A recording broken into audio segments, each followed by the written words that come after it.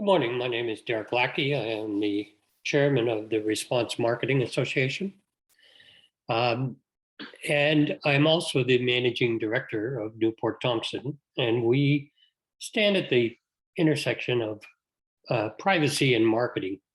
And what we're really committed to is following this whole data protection and privacy trend um, and all of the laws around the world such that marketers can change their practices to be compliant and to begin respecting consumers' rights globally. So, what we've noticed in the last 5 or 6 years, particularly, is there are more laws cropping up, as is the case in Quebec. A new law was passed last September 2021. And the bill was called Bill 64, which resulted in the passage of Law 25. Law 25 really impacted 21 different acts in Quebec. The two that we're most addressing here are the Public Body Data Protection Act and the Private Sector Data Protection Act. So there are really two. And the predominant one we're going to be talking about today is the private sector one, although most of, I think, what I have to say here today applies both to private sector and public bodies. One of the things Quebec did well, in my opinion, was they set as strong or maybe even stronger standard for the public bodies than they gave to the private sector. So, I know some of you are thinking like, well, that's Quebec. Why bother me? And it's really the simple answer to that is Quebec set a new standard for Canada, because if you're dealing nationally, chances are pretty good that 20 to 25% of your national database lives in Quebec. Therefore, Law 25 or PPIPS applies. And that suddenly changes the rules. So PIPEDA is in place for provinces. It's a federal law, but a privacy law, but it really impacts the provinces who don't have their own, because Ontario, BC, Alberta, and Quebec have had their own privacy laws for a while. And if you're truly compliant in Canada, you would be compliant to both the provincial and the federal standards. Well, it strikes me, based on what we're seeing of the proposed federal standards that are coming, that Quebec's standard is going to remain higher than the feds are going to set.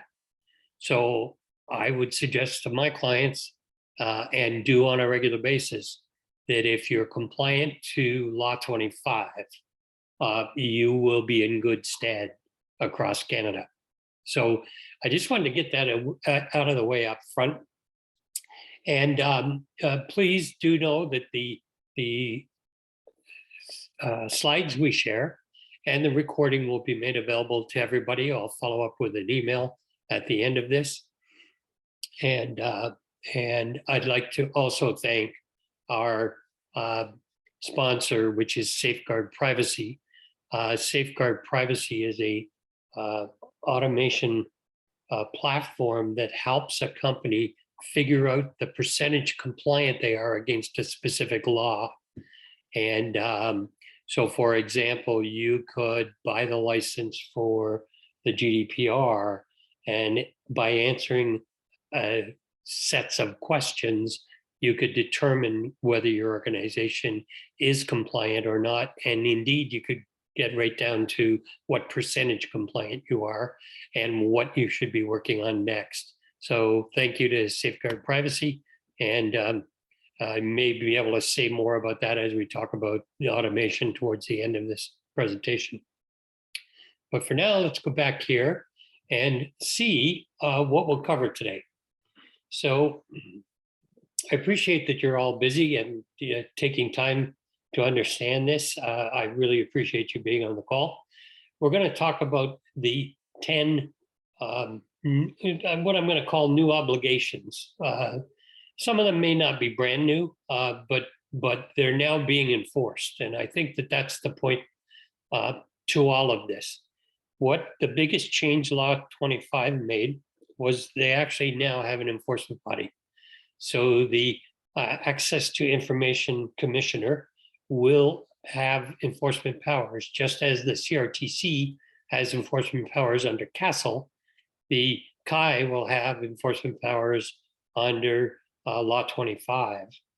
And we do in the privacy professional world, we see them coming out of the gate aggressively.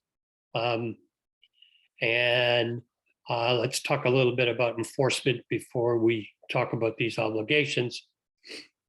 The first two pieces or three pieces to come into force happened last September, so two months ago. And those two were the fact that the highest authority is the default privacy manager, and that you had to document your breach response plan. So number 1 and 2 in this list, they are already in force. So I'll talk more about that when we drill down here. From 3 to 10 will come into force next September.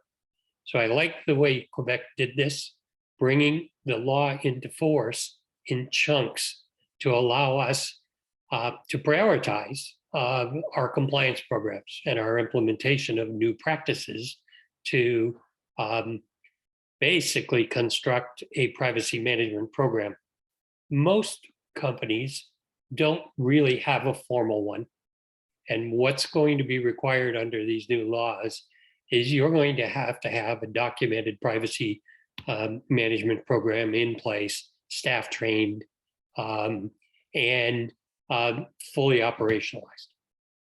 So that's a high level statement, and I welcome your questions. I will respond to them as we go or toward the end, depending on where we are in the conversation. But I will be tracking the Q&A as we go through. So let's dig in. So the first obligation is you have to appoint and empower a privacy officer. So Quebec takes the position by default, the highest in authority in the enterprise. So our interpretation of that is the CEO is responsible for complying with the Private Sector Act, one of the 21 acts impacted by Law 25. The CEO can designate any individual, internal or external, as the privacy officer, as long as they ensure that the person's contact information is displayed on their website. So transparency is fairly important, but you can hear the accountability in this requirement, in this obligation. So what we would recommend you consider is determine which teams currently manage and use personal information and assemble a privacy team to create your privacy management program. This can include internal and external resources. Select one individual on that team and empower them with the controls to enforce privacy directives by appointing them as the privacy officer. Ensure your privacy officer is a part of all the new business initiatives and included in any conversations within the enterprise. So the expectation now is privacy by design is embedded when you develop new products or anything. Consideration to privacy and how you treat individuals' personal information must be part of that process. It'll have an impact on the personal information collected, stored, used, shared, or deleted by the enterprise. And we recommend that you maintain a constant communication and regular updates with the privacy officer and all departments across the organization to ensure compliance with Law 25. In our opinion, developing a privacy management program or a compliance program is not a one and done thing. It is a living, breathing document, series of practices, policies, and procedures that must ongoingly be tweaked, be refined, be reviewed, and be retrained.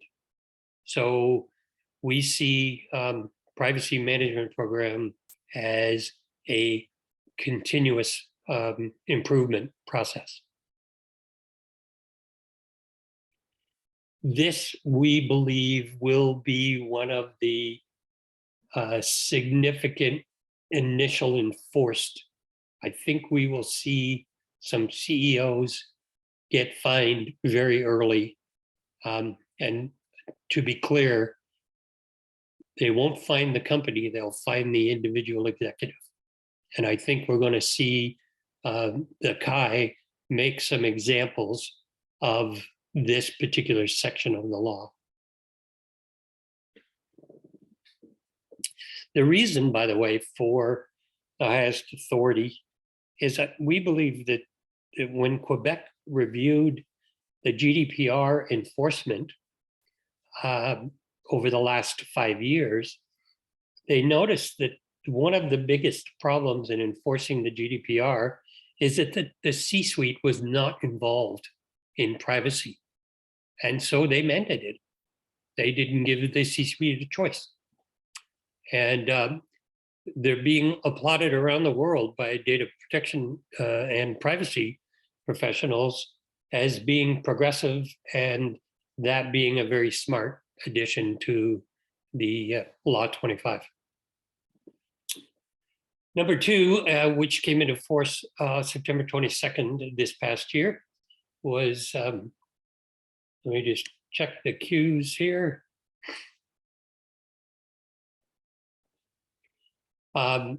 I understood from reading that the privacy officer can still be displayed as an email with the enterprise versus an individual. And yes, you are correct. You can use privacy, but it must be manned. So in other words, that email can't go to some dark loop that never gets monitored. So that email should be, the privacy at your company should be directed to an individual who can respond right away to any concerns or questions. Good question, thank you. Implementing a data breach response process. This has been in place federally here in Canada since 2018, when we updated this part of PIPEDA.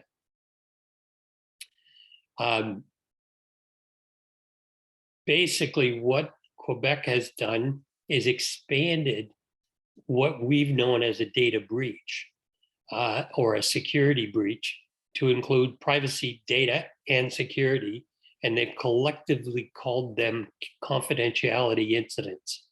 So what they're asking for is to make sure that all of your staff understand what a confidentiality incident looks like in the day-to-day operations of your business, and to have a clear and documented plan to manage all confidentiality incidents. Sometimes it's a really small thing. I'll give you an example. Somebody on your staff blind copies 20 people on an email, and they disclose those 20 email addresses instead of suppressing and not disclosing them, so that other people see them. That technically is a privacy breach. So should it be reported? Yes, technically it should be. It should be documented in the log, and you should be training your staff to be conscious of not doing that, because it actually reveals people's personal information, and we have to be more respectful about revealing people's personal information.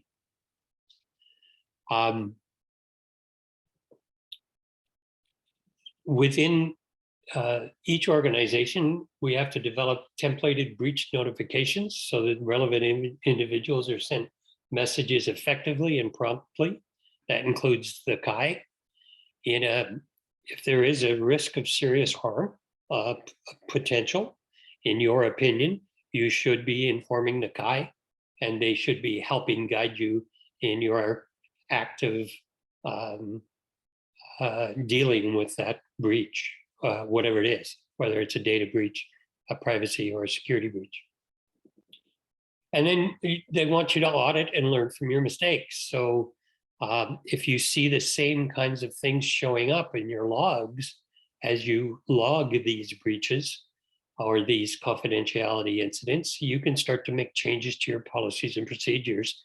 And that's part of the continuous loop I talked about earlier.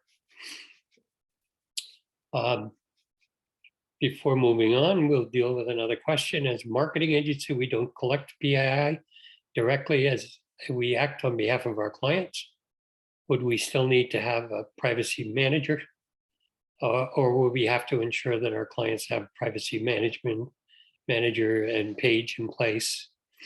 I would suggest that all companies, B2B and agencies included, we do collect and use private information. So to the degree that you do, you need to have policies and procedures in place.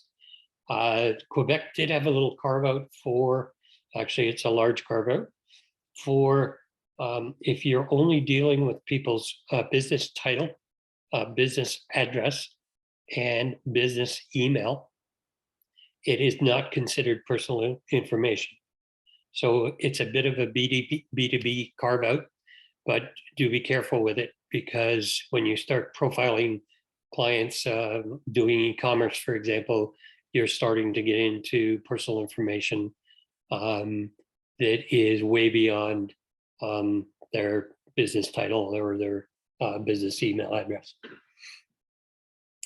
So I would suggest the answer to your question is these laws apply to the companies who really do aggressively use PII in the course of their business. Number 3 is knowing where your personal data is located within the organization. We're shocked when we deal with clients how many don't know where their data is. And a couple of engineers within Facebook, within Meta, have recently exposed that Meta has no idea where all their data is.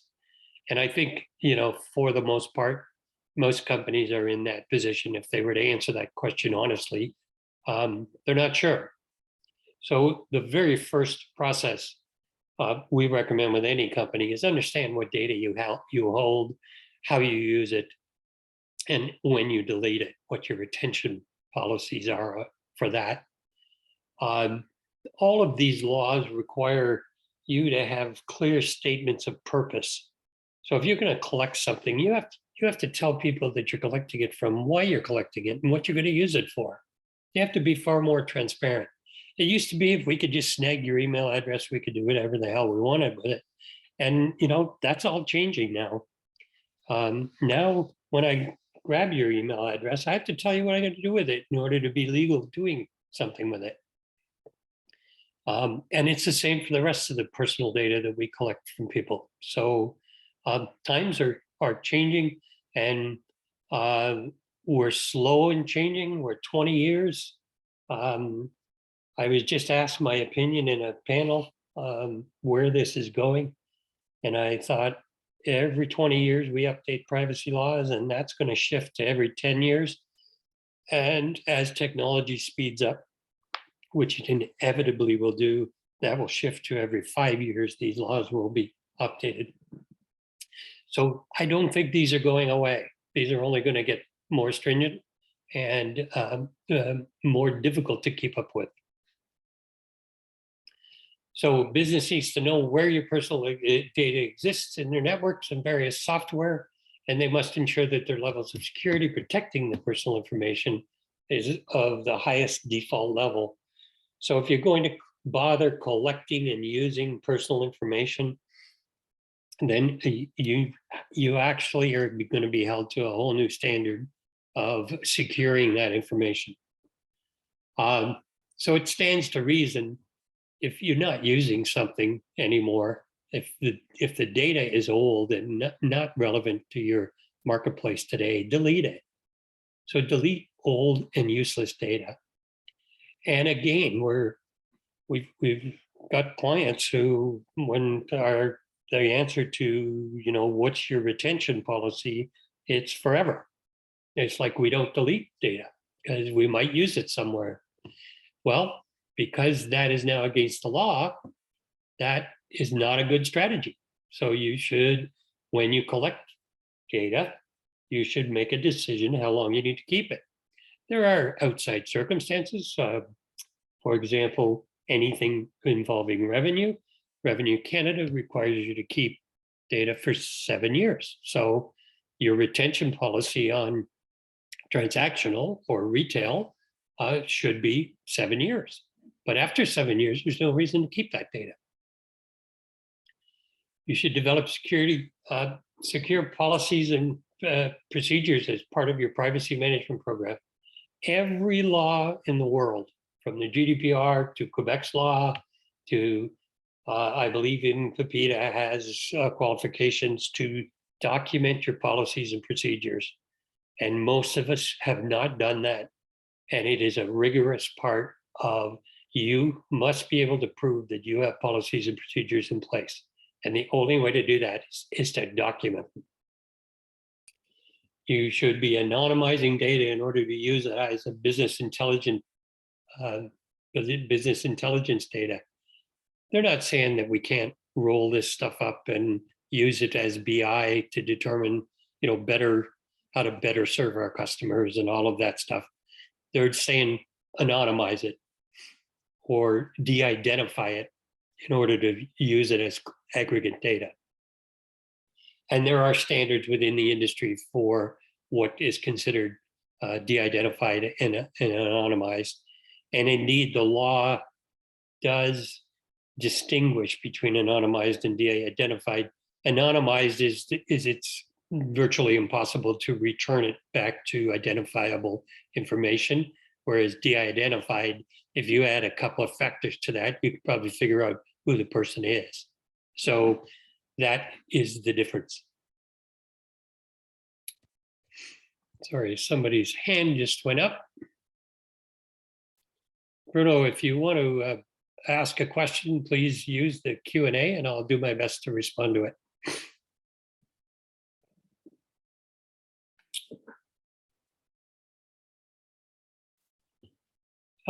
Number 4 is to document and review privacy policies and procedures, privacy notices, and all operational practices regarding personal information. So this is the stuff we hate, folks. This is change. And what they're basically saying is your practices around how you use personal information has to change. So businesses of all types and sizes who use personal information must review both external and internal policies and notices. They must let customers know the purpose of all information, why it's being collected, how it's gathered, how long it's kept, with whom it's shared, their rights of access, rectification, and deletion, and their right to withdraw consent. So the consumer has been given a whole new set of rights under these laws, and our practices don't reflect those rights right now. So putting new practices or policies and procedures in place is mandatory. And the enterprise must implement operational processes to ensure. So it's not good enough to just document these and stick them on a shelf. They actually have to be operationalized. Your staff have to be trained. They should be retrained at least on an annual basis. All of your policies and procedures should be reviewed on an annual basis to be sure that they're the best they can be and that they're keeping up with all of the changes to all of the laws in all of the jurisdictions. Thank you, Bruno. Sometimes acronyms are used, but I don't always know what they are. Please try to minimize. I will indeed, and I do apologize if some of those came off as privacy insider speak. I typically pride myself on trying to speak plain language. So if I do it, please catch me up and ask me what the acronym means.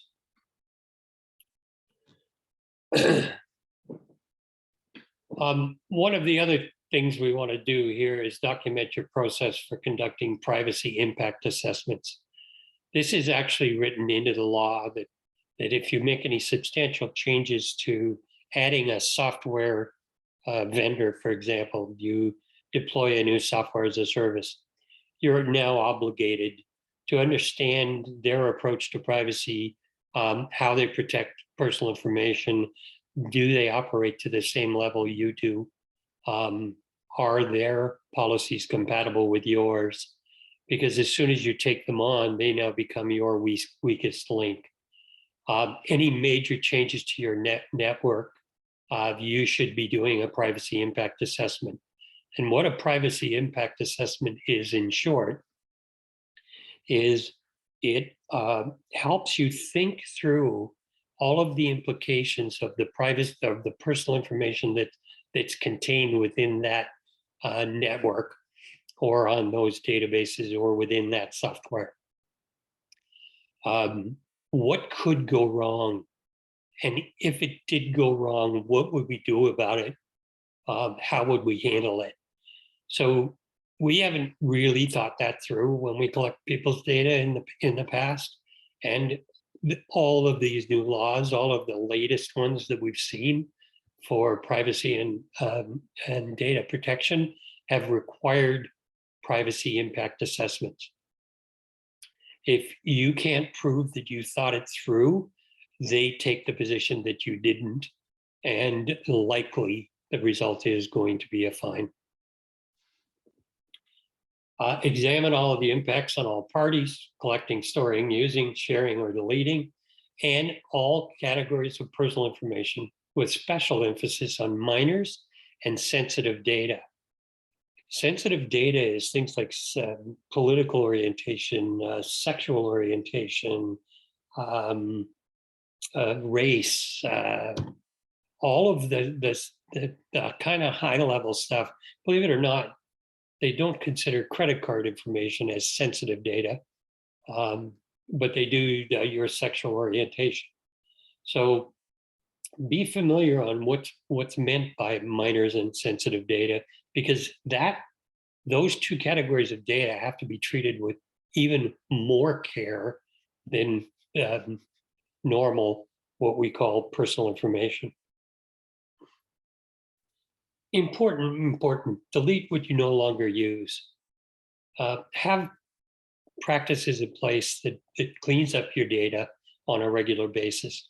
And as you only keep and store and share with your partners what is actually of value to you.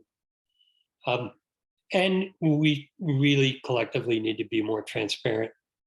And Quebec goes so far as to ask you to make your privacy impact assessments public documents, so that the public can see that you've thought it through.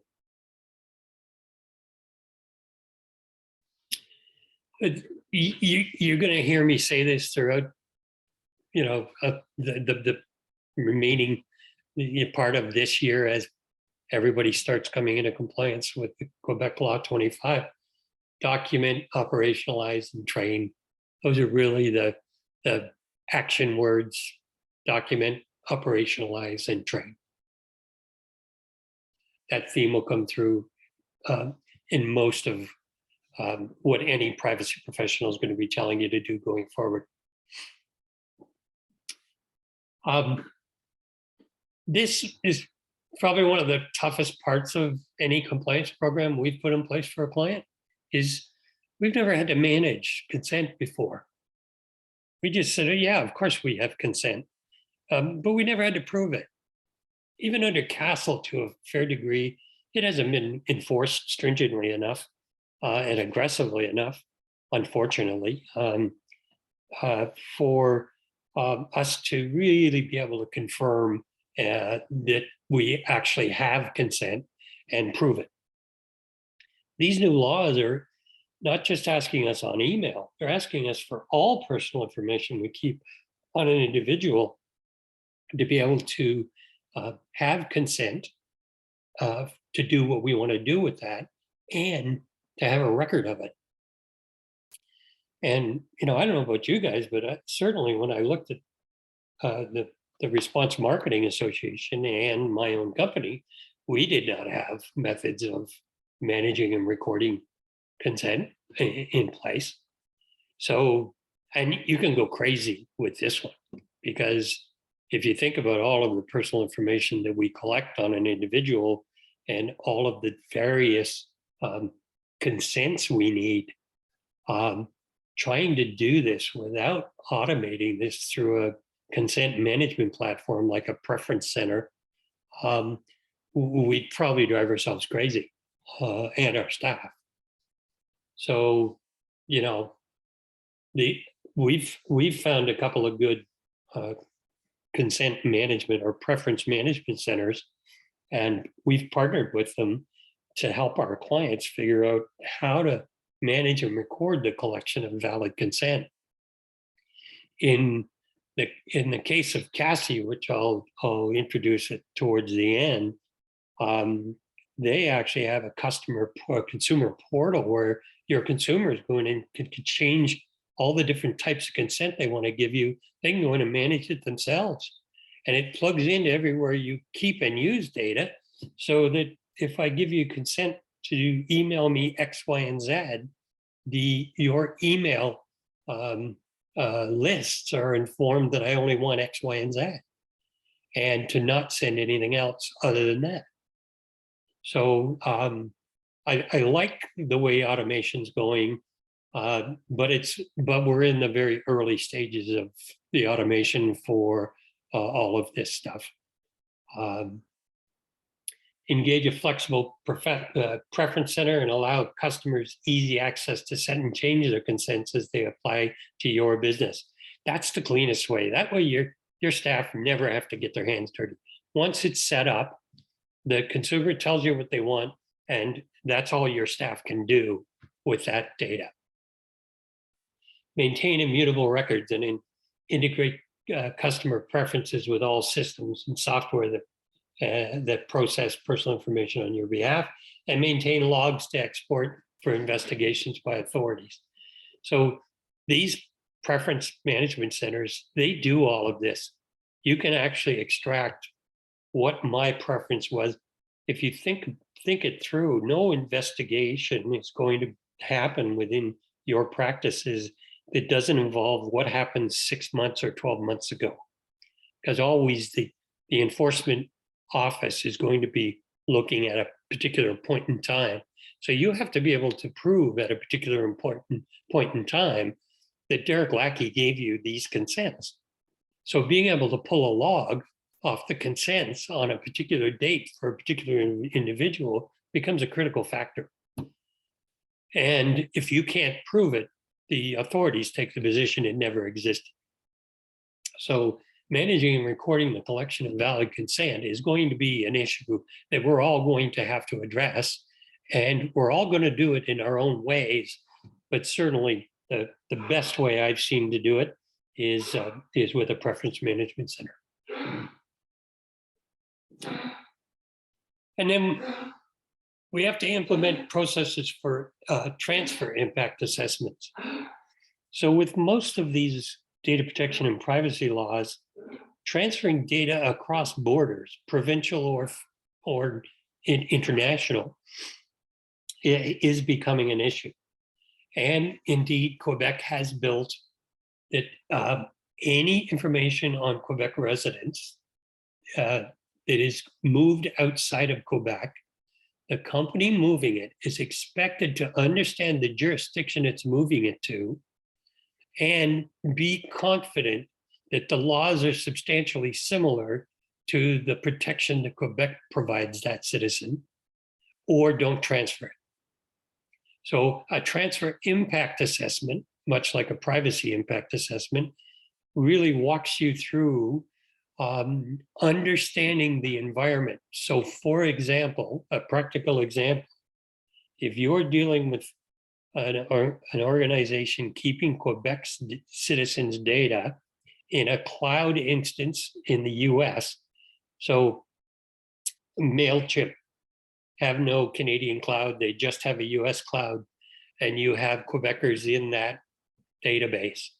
You've got to figure out how to protect the Quebec information to the same level that Quebec guarantees. And I promise you the legal standards in the US are far below anywhere else in the world in terms of any kind of data protection and privacy protection. They're starting to come up state at a time. So California has passed a law, but it doesn't look like we're going to see a federal law in the US anytime soon. In fact, the biggest problem in the GDPR and the US between the EU and the US at the moment is cross-border data transfers. They have something called the Privacy Shield, which has not survived the courts in the EU. So what they're saying is that the standard applied to that data, the privacy rights for that citizen are not being honored in the US. So transferring data to the US is going to be an issue going forward. And you're going to have to figure out ways to protect that data in an environment where you really don't have the control to protect that data. Under Homeland Security rules and the Patriot Act and several other acts, they can walk in and take that data and do whatever they want with it. And the Quebec government's going, no, that's not okay, because it's you, the corporation, who put their citizens' data in harm's way. So this is a big deal. This is not going to be a simple one to be compliant with. I would suggest that we just start the process of doing transfer impact assessments, start the process of understanding if we're going to be holding Quebec citizens' data in another location. We have to take responsibility for the environment it's going into, and we have to take responsibility for protecting it the best we can. It again is going to remain to be seen how the CAI, the Access to Information Office, actually enforces this. But again, I think we're going to see some early enforcement action. This comes into force this September, and I think one of the early fines we'll see is data that was transferred without considerations.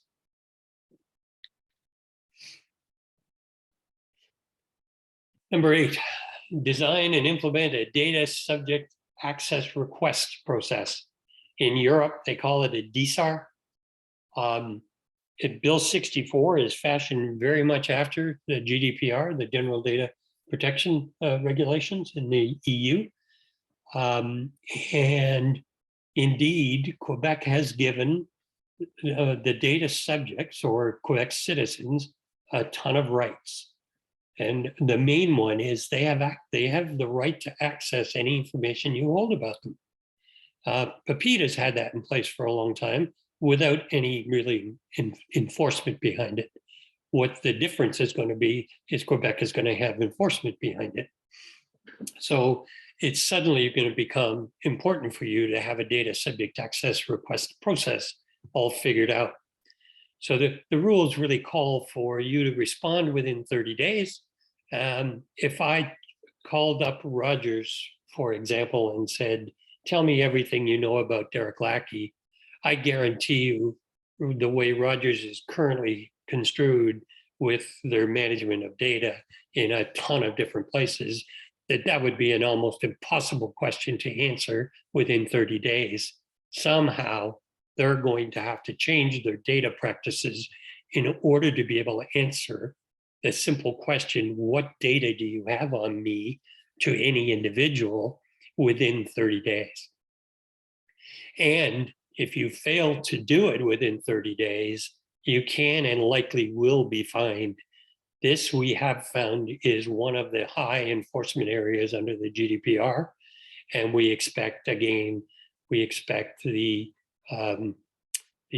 authorities in Quebec to make this one, because this is the consumer requesting what data do you have, asking you to remove consent for certain things and not others. They have a whole set of rights being granted to them. They can ask you to delete everything, and you have to comply with that. And you have to be able to prove to them that you deleted it.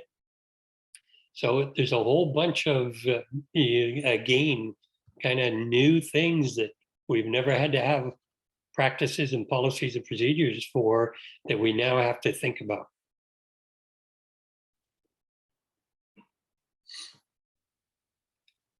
Big piece. You can have all the great policies and procedures in place, but if your staff is not trained in them, particularly the frontline staff who actually interact with the consumer regarding anything to do with privacy, you're really in trouble, because that's where the mistakes are going to get made and your fines are going to be generated from. So developing and delivering staff training modules to inform staff, contractors, and third-party partners of your policies and procedures regarding the collection, use, and storage, sharing, or deletion of personal information within your enterprise. I didn't address third-party agreements here, and that probably should be number 11 on my list. Having clear third-party agreements, making sure that everybody operates to the same standards you do when it comes to the privacy of personal information is a critical step. Communication, what their role is, why it's important, how to report concerns, review the training annually, and document the participation in the training. Again, any investigation, one of the questions or one of the basic requirements is you're going to have to prove to the authorities that your staff have been trained and that you do have documented policies and procedures in place. We're getting close to 3/4 of the hour, and I want to make sure that I leave lots of room for questions. So please fire your questions into the Q&A, and I will do my best to clear them up in the last 15 minutes here. Number 10, we recommend that you automate your key processes. Introduce automated workflows that follow a combination of business intelligence and privacy compliance rules that will ensure that keeping up with new privacy regulations doesn't require an overhaul of your complete operations. It just requires you to rethink aspects of it. So knowing where all your data resides, we've recommended here what we've found to be the best of breed in all these areas. We've done lots of homework over the last 12 years and watched these automation tools come up. We haven't picked these because we were able to make the best business deal with them. We picked these based on what we thought was best for our clients to solve these issues. So knowing where all your data resides, the best we've seen is Opsware. Manage all aspects of your compliance using Safeguard Privacy. They're not it was chicken or the egg. We recommended them before they became a sponsor of this webinar. Manage and record all consumer preferences using CASI by Serenus. Manage and control all consent for email using Raven by DRT Cyber. I'll just speak to this because this involves CASL compliance, as well as all other types of consent for personal information. But in particular, Raven sits between your email server and your staff's ability to send an email, and it limits who they can send emails to.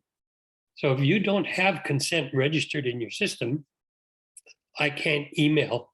So my staff, using the newportthompson.com URL, they cannot use that email address to email anybody who's not on the Newport Thompson whitelist. And Raven blocks it and asks the individual to manage the consent, inform them of what type of consent they have and where the proof lies.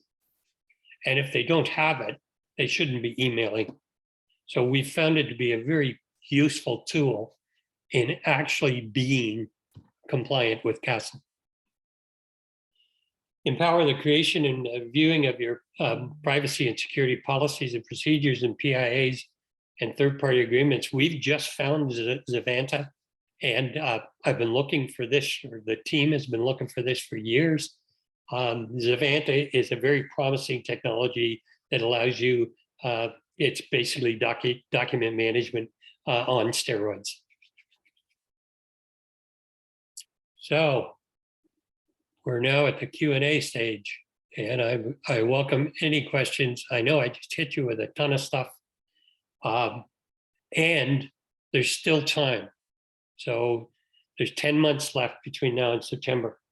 So you've got time to address these areas, but the time to start getting into action is now, not in July and August. I promise you, every privacy professional worth their salt is going to be swamped in July and August next year.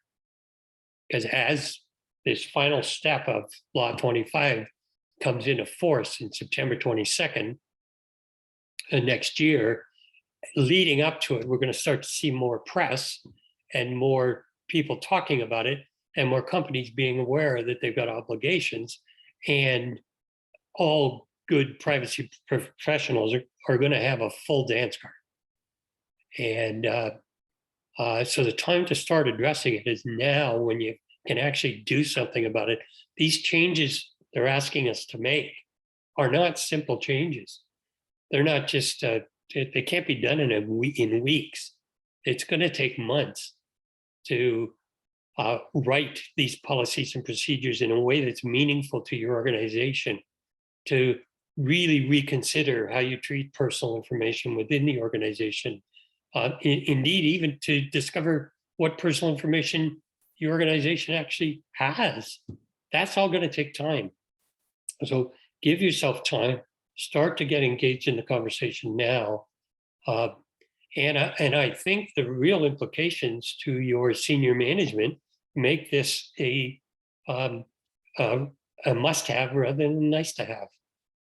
One of the things Quebec did by making the highest authority the privacy manager or privacy officer by default was a brilliant move, because they just made this important to every company who keeps any personal information at all. So again, any questions, I'm happy to answer them as best we can. I'll go back to the question about being a marketing agency. We don't collect any PII directly. I would suggest that you have PII on your client base. Therefore, you do collect some PII. Could it be argued that that under the Quebec law falls under the B2B clause that I mentioned earlier? Yeah, you could probably make that case. So you may indeed be in a position where you don't use it yourself, but you should be in a position to help your clients understand this, because their being offside could eat up an awful lot of your marketing budget. Because if they've got to reallocate some of those funds to pay fines and to put a compliance program in place, it's going to affect marketing budgets.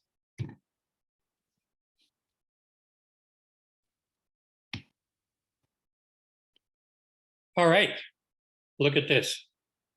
I've left you with no questions. I must have done a brilliant job of answering all of your questions. If you have any questions at all, we don't charge you by the minute or the hour. We're happy to answer your questions as best we can.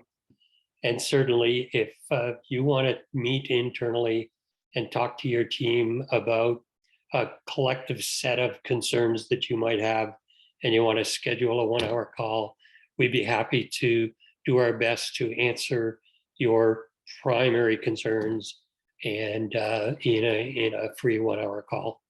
So don't hesitate to reach out to us. We've done our homework in this area. We understand the data protection laws in just about every region of the world. We've got working knowledge of them. And we don't mind giving you our best counsel to answer any urgent questions. So again, you've got 10 months between now and September. I would strongly recommend that you start to think about what your action plan is. Thank you very much for attending today. And if we can help in any way, we are happy to do so.